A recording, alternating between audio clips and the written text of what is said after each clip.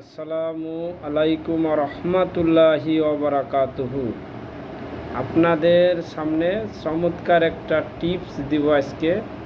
আপনারা এই টিপসটা শুনে অনেক সকল যারা পড়াশোনা করতেছেন তাদের জন্য খুবই গুরুত্বপূর্ণ এবং মনোযোগ দিয়ে শুনবেন।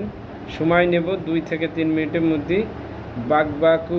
বাগবাকুম কেড়ে নিলি আমার গুণ। কারণ কি জানেন? কাজী নজরুল ইসলামের কাজী নজরুল ইসলামের উপন্যাস কয়টি? 3টি। তার জন্ম 1899 সালে এবং মৃত্যু 1976 সালে। আপনারা তো জানেন, কিন্তু এই বাগবাকুম কথাটা কেন বললাম? উপন্যাস তার নামে 3টি উপন্যাস এই বাগবাকুম দিয়ে আপনাদের শেষ করে দেব।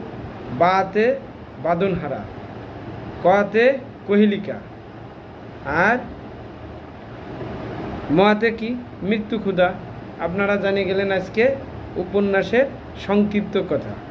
যেহেতু উপন্যাস বাঁধনহারা প্রথম উপন্যাস, তার প্রথম উপন্যাস কোনটি? কাজী নজরুল ইসলামের যদি প্রশ্ন আসে তাহলে কি বলবেন? বাঁধনহারা কত সালে? 1927 সালে। দ্বিতীয়টা যখন বলবে মৃত্যু ক্ষুধা, তখন বলবেন 1930 সালে।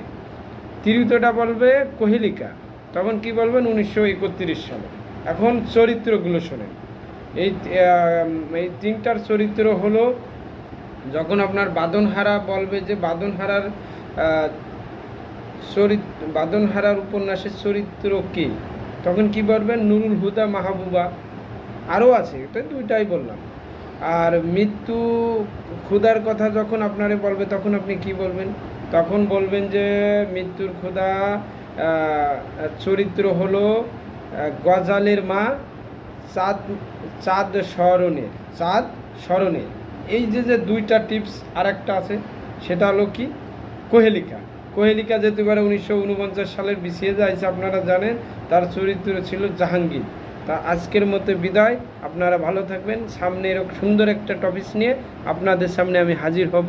আপনারা আমার আইডিতে আপনারা ফলো দিবেন এবং বিভিন্ন ধরনের বিভিন্ন সম্পর্কে আপনারা জানতে পারবেন, এবং এই কাজী নজরুল ইসলামের পরবর্তী গ্রন্থ নিয়ে আমি আলোচনা করব।